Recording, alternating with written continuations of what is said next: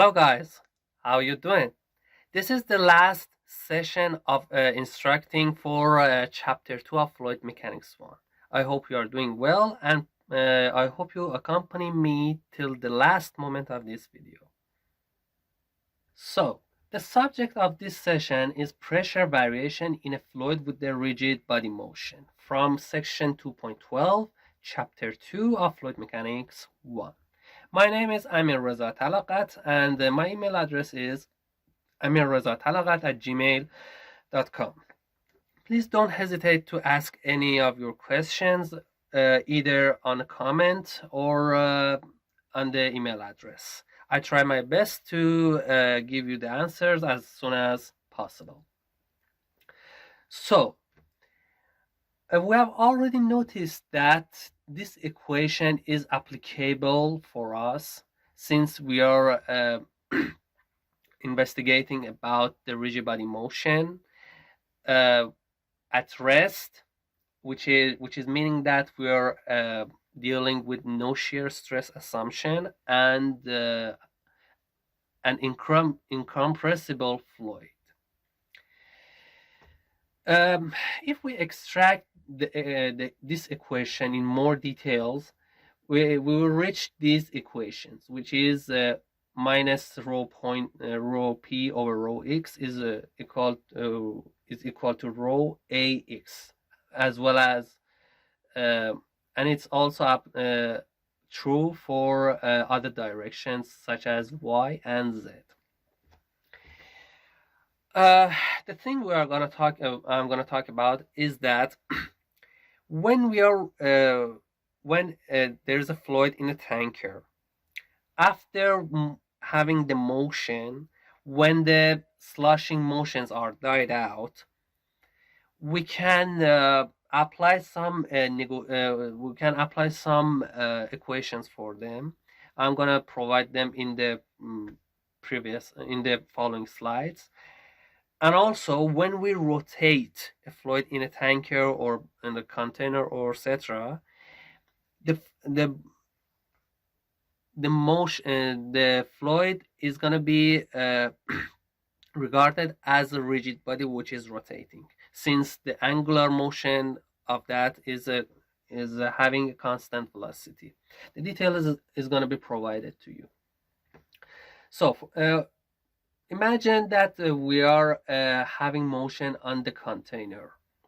After everything is settled down, we can apply these equations for it, because we are just having the motion at the z direction and y direction. Since we are in just one plane, we can have it as this: dp is equal to round p over round y dy plus round p over round z dz. If we substitute equations 2.25 and 2.26, we're going to have in this equation we're going to have equation 2.27, which is dp is equal to rho ay dy minus rho multiplied by g plus az multiplied by dz. If we make it more simple, we are having this equation 2.28. It is really important to learn it, which is meaning that the deviation in these the slope of deviation is calculated from the negative of acceleration in y direction over center of gravity plus acceleration in the z direction. So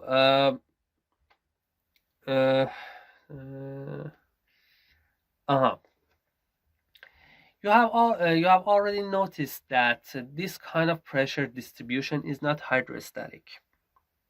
This means that it is varying too much by the acceleration. dp over dz, which is equal to minus rho multiplied by g plus az, it is giving us the notion that the differentiation of pressure in z direction is affected by either gravity acceleration as well as the acceleration we are exerting on that.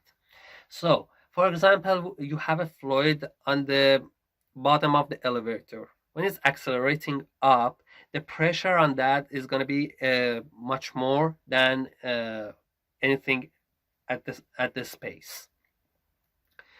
Another example could be a bubble in a space. The only thing that is holding the particles of the bubble together is the surface tension, not the pressure of the external thing nor internal, just the surface tension. So here we have an example about pressure variation in an accelerating tank. I'm gonna solve it for you in a written text, so follow me with it. So, welcome guys to this part, which is problem solving of example 2.11 about pressure variation in an accelerating tank from section 2.12, chapter 2. The question is, the cross section of the fuel tank of an experimental vehicle is shown in figure E 2.11. The rectangular tank is vented to the atmosphere and the specific gravity of the fuel is Sg equal to 0.65. A pressure transducer is located in its side as illustrated. During the testing of the vehicle, the tank is subjected to a constant linear acceleration Ay. It is for us to find out an expression that relates Ay and the pressure in point per square feet and at the transducer. And also what is we should find out the maximum acceleration that can occur before the fuel level drops below the transducer. So if we are using equation 2.28, which is dz over dy is equal to minus ay over g plus az. Since we don't have any motions in z direction, the acceleration is 0. Dy is ultimately 0.75 feet. So this means that z1 over 0.75 is equal to minus ay multiplied by g. As long as we have the pressure hydrostatically distributed in the transducer, P is equal to gamma h. So P is equal to 0.65 Sg multiplied by 62.4 pound per cubic feet multiplied by 0.5 minus 0.75 Ay multiplied by G. This is the answer for the first section. In order to find out the limiting value of the maximum Ay, we should consider that the maximum height should be 0.5 and the other side we have 0.75 Ay maximum multiplied by G in order to have it as the maximum elevation. So it is gonna be Ay maximum as 2 over 3 G, which is 2 over 3 multiplied by 32.2, which is 21.5 feet per square second.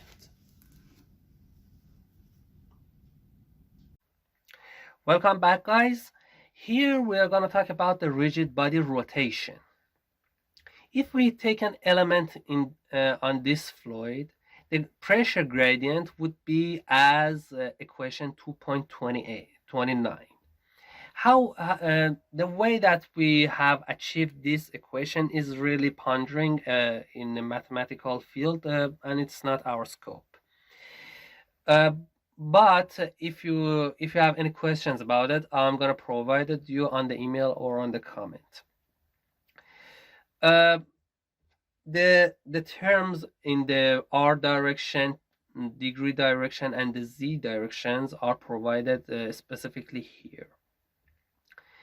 As long as we are having the rotation in the we are regarding the rotation in R direction and Z direction, we can have it as pressure differentiation as a rho R omega to power 2 dr minus gamma dz, which is equation 2.31. If we have a horizontal plane, the dz actually will be 0. So this means that in a horizontal plane, when we are having a rotation, the only pressure differentiation is going to be due to rotation in R direction because we are having a centrifugal acceleration. If we want to have Z itself in a horizontal plane, we shall have an integration of that, which is going to be equation 2.32. And also, when we are when a fluid is rotating in R direction with the with a specific constant amount, it is regarded as rigid body. So in more specific terms, if we want to have the pressure distribution in an angular rotation, we shall take an integral of equation 2.31, which is going to be equation 2.33. This means that let me just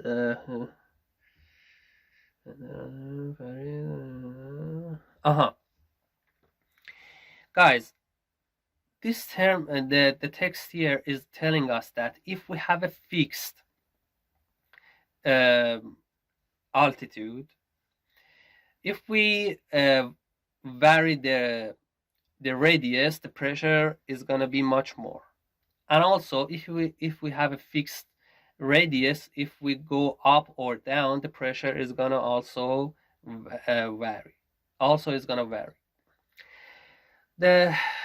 Here is the last example I'm going to provide to you about rigid body rotation. So follow me with the written text to have it solved for you. So welcome guys to the last problem solving of this session as well as this chapter. The problem solving is about example 2.12, subjected as free surface shape of a liquid in a rotating tank. From section 2.12, 2.12 from chapter 2. The question is, it's been suggested that the angular velocity omega of a rotating body or shaft can be measured by attaching an open cylinder of liquid, as shown in figure E 2.12a, and measuring with some type of depth gauge the change in the fluid level, H minus H0. The question is, what's the relationship between this change in fluid level and the angular velocity? So, according to equation 2.32, we have Hz is equal to omega to power 2 r to power 2 divided by 2g plus H0. And the total V is equal to PR to power 2 H total. If we take the differentiation of that, dV is going to be equal to 2 pi RH dr. So The total volume, if we take the integral of that from this, the h is here. 2 pi r multiplied by omega 2 power 2 r2 divided by 2g plus h 0 dr, which is gonna be equal to p omega 2 power 2 r 2 power 4 divided by 4g plus pr to power 2 h 0. So this is the whole equation. So guys, this is the end of this session and also the end of chapter 2 of fluid mechanics 1. I'm really happy that you have accompanied me to this moment of the video, and also I thank you for your accompaniment through the whole instructions of chapter 2 of fluid mechanics 1. You can always observe this video as long as you want, and also you can provide any questions you have on your mind on the comment or on the email address. And please subscribe the channel in order to get the notification of following instructional sessions. And the last and most important thing, take care of yourselves and have a nice day. I bid you all farewell.